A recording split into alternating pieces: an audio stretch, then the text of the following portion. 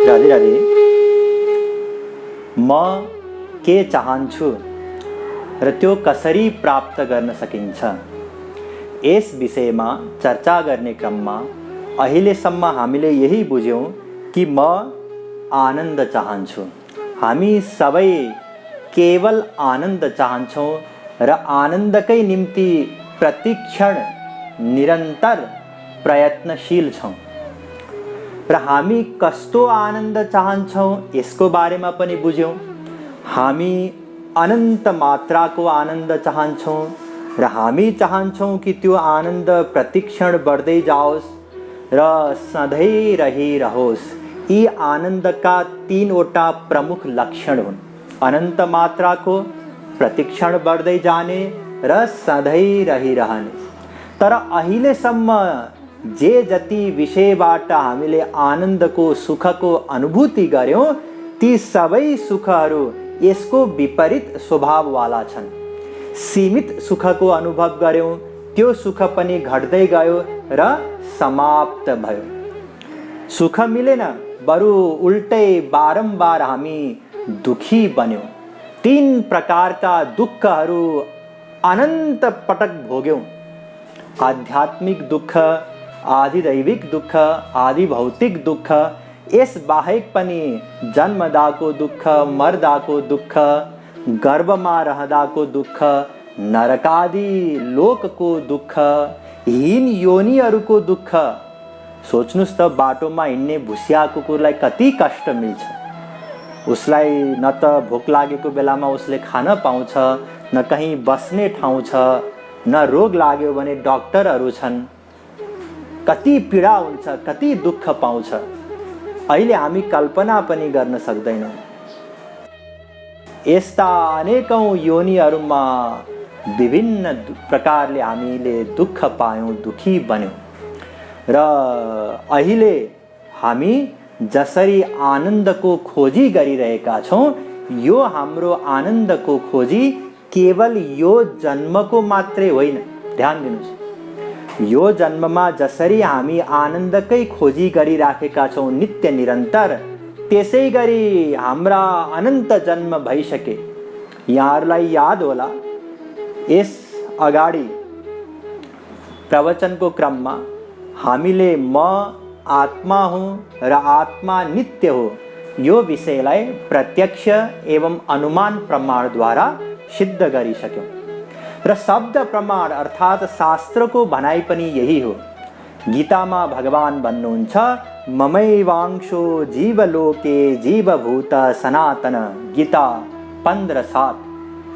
अजो नित्य शाश्वतोऽयं पुराण। वेद भन्दछ, कठोपनिषद 1:2:18। यही मन्त्र गीतामा पनि छ, 2:20। तुलसीदासजी महाराज पनि यही भन्नुहुन्छ, ईश्वर अंश जीव अविनाशी, चेतन अमल सहज सुख राशि। शास्त्रमा बारम्बार यही बताइएको छ कि आत्मा नित्य हो, अविनाशी हो, सनातन हो। त्यसैले सनातन भएको कारणले गर्दा केवल यो जन्म मात्रै हाम्रो एकमात्र जन्म होइन। कयौँ धर्महरू छन्, उनीहरू केवल यही जन्म नै एकमात्र जन्म हो भन्दछन्, तर हाम्रो धर्मको मत त्यो होइन। हामी सनातन मान्दछौँ।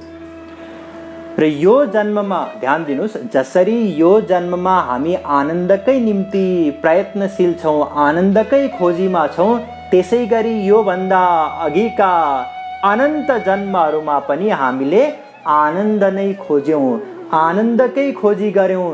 त्यो अनन्त मात्राको प्रतिक्षण बढ्दै जाने र सधैँ रहिरहने आनन्दकै निम्ति हामीले प्रत्येक जन्ममा परिश्रम गर्यौँ, तैपनि आनन्द मिलेन।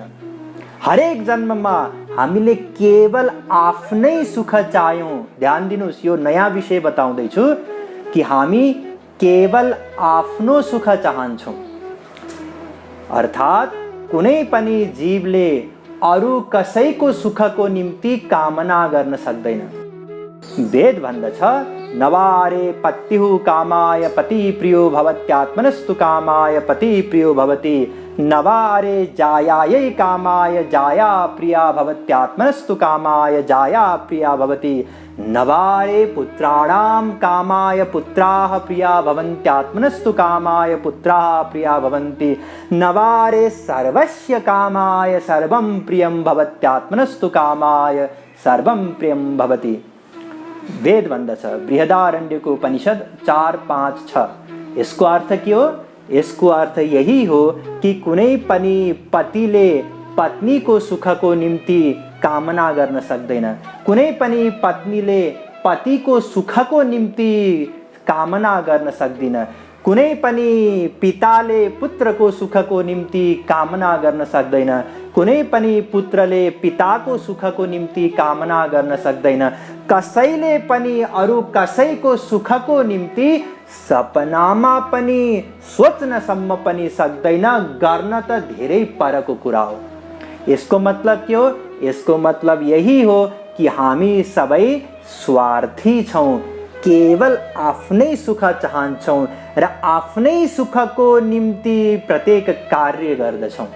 अब यहाँहरूलाई लाग्न सक्छ कि गुरुजी मेरी श्रीमती त मेरो सुख चाहन्छिन्, यो मेरो प्रत्यक्ष अनुभव पनि हो, तर त्यसो होइन। अब यहाँहरूले भन्न सक्नुहोला त्यसो होइन भने त म बिरामी हुँदाखेरि रातभरि नसुतिकन मेरो श्रीमतीले मेरो हेरचाह गरेकी थिइन्। त्यो यसकारण हो, यसमा पनि उनको स्वार्थ छ। जस्तै एउटा स्वार्थ त यही हो कि भोलि म बिरामी हुँदाखेरि मेरो पनि यसले यसै प्रकारले हेरचाह गरोस्, यो पहिलो स्वार्थ। दोस्रो स्वार्थ, यदि पतिलाई केही भयो मरिहाल्यो भने मेरो स्वार्थ त चकनाचुर हुन्छ। यी दुईटा स्वार्थको कारणले गर्दा नै हो संसारमा कुनै पनि सम्बन्ध स्वार्थ रहित हुन सक्दैन, चाहे कसैको होस्, पति पत्नी बीचको होस्, पिता र सन्तान बीचको होस्, साथी भाइ बीचको होस्। जबसम्म स्वार्थ सिद्ध हुन्छ तबसम्म प्रेमपूर्ण व्यवहार हुन्छ। स्वार्थ कम हुँदै गयो प्रेम पनि कम हुँदै जान्छ, स्वार्थ समाप्त भयो प्रेम पनि समाप्त हुन्छ र यदि स्वार्थमा हानि भयो भने अब त्यही दुश्मनी सुरु हुन्छ। जति मात्रामा स्वार्थमा हानि हुन्छ त्यति नै मात्रामा दुश्मनी हुन्छ र हामीले पढेकै समाचार हो, देखेकै हो कि एउटा छोराले पिताको हत्या गर्यो, एउटा पतिले पत्नीको हत्या गर्यो, पत्नीले पतिको हत्या गरी। किन? यही स्वार्थमा टकराव भएको कारणले गर्दा। अस्तु, हामी सबै स्वार्थी छौं र यो नराम्रो कुरा पनि होइन, यो हाम्रो नेचर हो, स्वभाव हो। हामी चाहेर पनि अरूको सुखको निम्ति कामना गर्न सक्दैनौं, आफ्नै सुखको निम्ति कामना गर्दछौं। ध्यान दिनुहोस्, आफ्नै सुखको निम्ति प्रतिक्षण प्रयत्न गरेर अनन्त जन्ममा पनि हामीलाई वास्तविक सुख मिलेन। किन? किनकि त्यो वास्तविक सुख, वास्तविक आनन्द केलाई भन्छन् हामीले आजसम्म बुझेनौं। अब आउनुस् वास्तविक आनन्द केलाई भन्छन् यसको बारेमा बुझौं। वेद भन्दछ, हेर्नुस् वेदमा एउटा प्रसङ्ग छ जसमा भृगुजी महाराज र उहाँको पिता भगवान वरुणजीको बीचमा संवाद छ। हेर्नुस्, वरुण स्वर्गका देवताको पनि नाम हो र वरुण भगवानको पनि नाम हो। स्वर्गका देवता वरुण ब्रह्मज्ञानी होइनन्, त्यसैले यो प्रसङ्गमा भगवान वरुण हुनुहुन्छ भृगुजी महाराजका पिता र उहाँलाई भृगुजीले ब्रह्मको बारेमा जान्ने इच्छा व्यक्त गर्नुभयो। अब वरुणजीले सोच्नुभयो कि म कसरी बताऊं ब्रह्मको बारेमा, किनकि अनिर्वचनीय हो, शब्दद्वारा बताउन सकिँदैन। त्यसैले उहाँले ब्रह्मको केवल परिभाषा बताइदिनु भयो र परिभाषा बताउँदै भन्नुभयो, यतो वाइमानि भूतानि जायन्ते येन जातानि जीवन्ति यत् प्रयन्त विषम विशन्ति तद विजिज्ञासस्व तद ब्रह्म। तैत्तिरीयोपनिषद 3:1।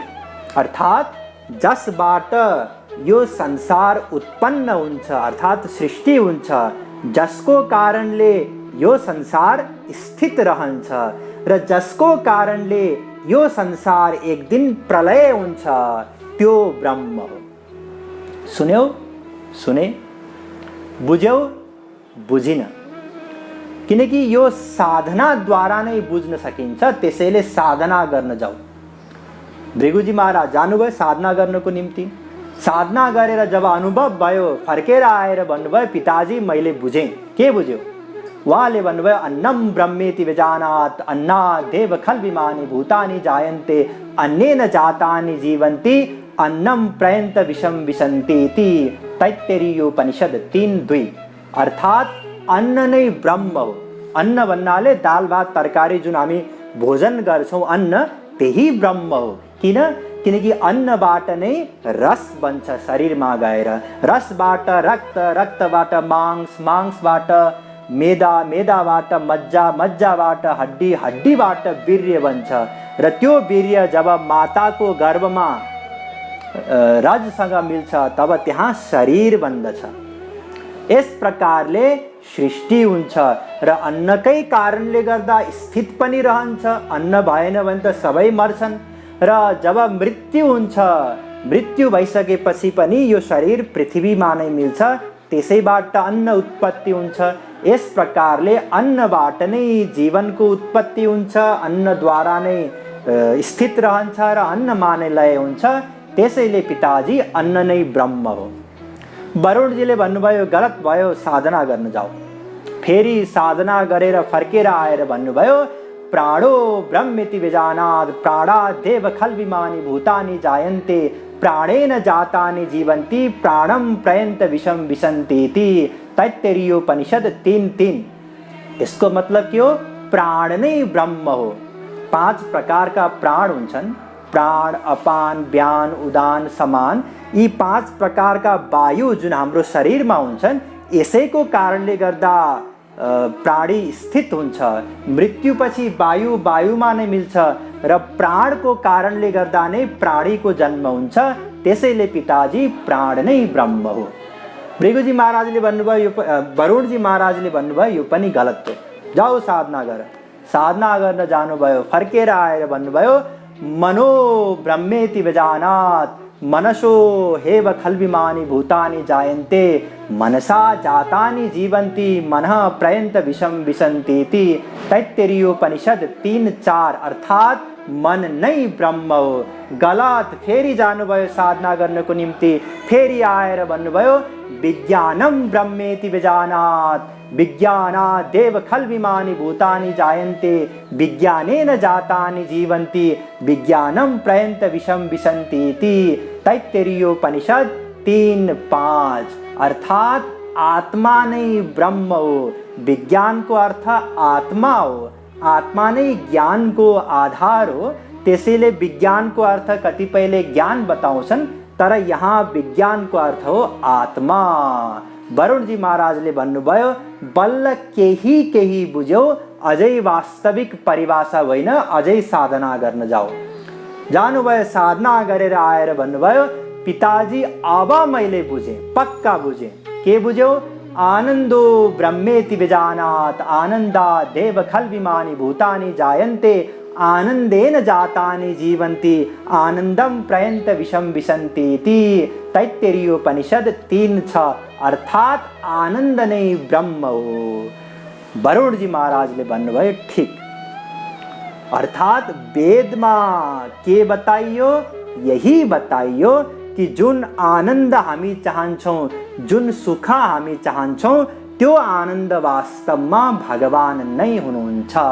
रसो वै सः तैत्तिरीयोपनिषद 2:7 वेदले बतायो भगवान नै आनन्द हुनुहुन्छ। ध्यान दिनुस्, यहाँ रसो वै तस्मिन् भनिएन। रसो वै तस्मिन् भनेको भए भगवानमा आनन्द छ, यो अर्थ हुन्थ्यो। यसको मतलब हो भगवान अर्कै कुनै तत्त्व हो, आनन्द अर्कै कुनै तत्त्व हो र त्यो भगवानमा आनन्द छ। जस्तै रसभरिमा एउटा छेना हुन्छ, अर्को रस हुन्छ, त्यो छेना भित्र रस हुन्छ। अर्थात् छेना अलग तत्त्व हो, रस अलग तत्त्व हो, तर भगवानको सन्दर्भमा यस्तो होइन। भगवान नै रस हुनुहुन्छ, भगवान नै आनन्द हुनुहुन्छ। त्यसैले बारम्बार वेदले बताएको छ सएष रसनाग्वम रसतमः परमः छान्दोग्योपनिषद 1:1-3 आनन्दम ब्रह्मणो विद्वान न विवेति कदाचन तैत्तिरीयोपनिषद 2:4 तैत्तिरीयोपनिषद 2:9 यही मन्त्र सर्वोपनिषदमा पनि छ 20औं मन्त्र साण्डिल्योपनिषद पनि भन्दछ आनन्दम ब्रह्मणो विद्वान 2:1 हेर्नुस् बारम्बार विज्ञानमानन्दम ब्रह्म बृहदारण्यकोपनिषद 3:9-28 विज्ञानमानन्दम ब्रह्म महोपनिषद 2:9 वेदमा अनेकौं स्थानमा यही बताइएको छ भगवान नै आनन्द हुनुहुन्छ। आनंद ही है ब्रह्म गोविंद राधे आनंद सार सार प्रेम बता दे। राधा गोविंद गीत। भगवान नै आनन्द हुनुहुन्छ। चाहे हामी भगवान भनेर पुकार गरौँ चाहे आनन्द भनेर पुकार गरौँ किनकि दुवै पर्यायवाची शब्द हुन्। पर्यायवाची शब्द भन्नाले दुवै एउटै तत्त्वलाई जनाउँछन् भगवानले पनि आनन्दले पनि। हेर्नुस् भागवतमा जब भगवान श्रीकृष्ण मथुरा जानुहुन्छ त्यहाँ कुब्जालाई दर्शन दिनुहुन्छ प्रेम दिनुहुन्छ। कुब्जाले भगवान श्रीकृष्णको आलिङ्गन गर्छिन् र वेदव्यासजी भन्नुहुन्छ कि कुब्जाले आनन्द मूर्तिको आलिङ्गन गरिन्। आनन्द मूर्ति मजहा दति दीर्घ तापम अर्थात् कुब्जाले आनन्द मूर्तिको आलिङ्गन गरेर सधैँका लागि दुःखबाट पार पाइन्। यहाँ वेदव्यासजीले श्रीकृष्णको आलिङ्गन गरिन् भन्नको निम्ति आनन्दको आलिङ्गन गरिन् भन्नुभयो। कुरा एउटै हो चाहे श्रीकृष्ण भनौँ चाहे आनन्द भनौँ। त्यसैले त सन्तहरू भन्दछन् भयाजु आनन्द नन्द के। नन्द बाबाजीको घरमा आज आनन्द हुनुभयो। छोरा हुनु भएन छोरी हुनु भएन के हुनुभयो आनन्द हुनुभयो। नन्द के आनन्द भयो जय हो नन्दलाल की। त्यसैले समग्रमा भन्नुपर्दा भगवान नै आनन्द हुनुहुन्छ र भगवान नै आनन्द भएको कारणले गर्दा ध्यान दिनुस् भगवान नै आनन्द भएको कारणले गर्दा भगवानलाई पाएर नै सुखी हुन सकिन्छ। रसो वैसः रसग्वम हेवायम लब्ध्वा नन्दी भवति। तैत्तिरीयोपनिषद 2:7 वेदले बतायो कि भगवान आनन्द हुनुहुन्छ। त्यसैले भगवानलाई पाएर नै जीव पनि आनन्दले युक्त हुन्छ आनन्दमय हुन्छ। रसम लब्ध्वा सुखी भवति। कठरुद्रोपनिषदको 27औं मन्त्र फेरि पनि वेदले बतायो कि भगवानलाई पाएर नै सुखी हुन सकिन्छ। र यो ध्यान दिनुहोस् जुन हामी आनन्द चाहन्छौँ प्रतिक्षण आनन्दकै निम्ति कर्म गर्छौँ अनादिकालदेखि आनन्द चाहिरहेका छौँ यो हाम्रो स्वाभाविक धर्म हो। हामी यसलाई छोडेर दुःख चाहन सक्दैनौँ र यही सनातन धर्म हो हाम्रो। जसरी आगोको धर्म हो जलाउनु प्रकाश दिनु त्यसै गरी आत्माको पनि धर्म हो आनन्द चाहनु आनन्दको निम्ति प्रयत्न गर्नु। यही सनातन धर्म हो र त्यो आनन्द भगवान नै हुनुहुन्छ। त्यसैले भगवानलाई पाएर नै हामी सुखी बन्न सक्छौँ। अबको सबैभन्दा महत्त्वपूर्ण प्रश्न हो भगवानलाई कसरी प्राप्त गर्ने। किनकि जबसम्म भगवानलाई प्राप्त गर्दैनौँ तबसम्म सुखी भइँदैन तबसम्म आनन्द मिल्दैन र जबसम्म आनन्द मिल्दैन सुखी हुँदैनौँ तबसम्म यस प्रकारले अरू अनन्त जन्म बिते पनि हामी बिना कार्य व्यर्थमा समय बिताइरहेका हुन्छौँ। हाम्रो परम चरम लक्ष्य त सुख प्राप्ति हो। त्यसको निम्ति भगवानलाई प्राप्त गर्नु पर्यो। त्यसैले भगवानलाई कसरी प्राप्त गर्न सकिन्छ यसको बारेमा जान्नु छ जानिनेछ तर अर्को पटक। जय श्री राधे।